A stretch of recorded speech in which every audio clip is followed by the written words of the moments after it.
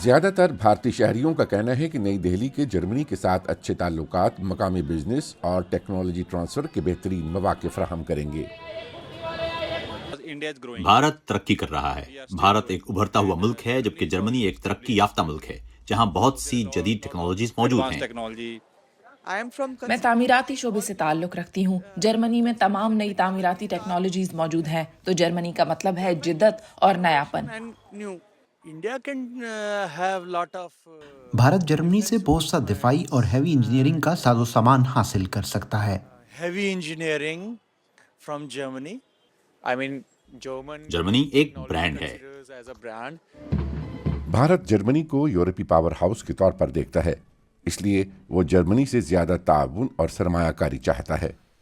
بھارت میں 2000 جرمن کمپنیاں پہلے ہی فعال ہیں، جن میں بوش، مرسیڈیز بینز اور کانٹیننٹل جیسے ہیوی ویٹ بھی شامل ہیں۔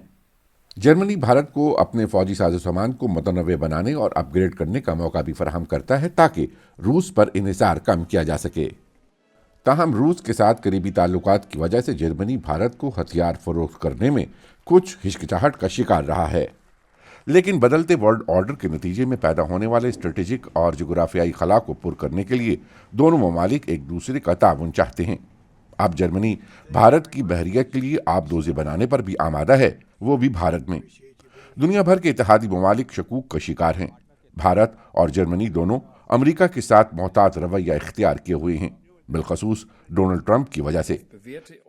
اس صورتحال میں وزیر اعظم نریندر مودی اور جرمن چانسلر فریڈرش میرز کے مابین قربت اہم ثابت ہو سکتی ہے، لیکن دونوں امریکہ کی اقتصادی اور عسکری طاقت کے بغیر رہ بھی نہیں سکتے۔ ساتھ ہی بھارت اور جرمنی کے تعلقات میں چین بھی آتا ہے۔ بھارت کے لیے چین ایک براہ راست سیکورٹی خطرہ ہے، جبکہ جرمنی کے لیے چین اس کا سب سے بڑا تجارتی شراکت دار ہے۔ لیکن چین سے قبل میرز کا بھارت جانا بیجنگ کے لیے ایک پیغام بھی ہے۔ اہم بات یہ ہے کہ امریکی صدر ڈونلڈ ٹرمپ کی پالیسیوں کی وجہ سے بھارت اور جرمنی دونوں کا تعاون وقت ایک ضرورت قرار دیا جا رہا ہے۔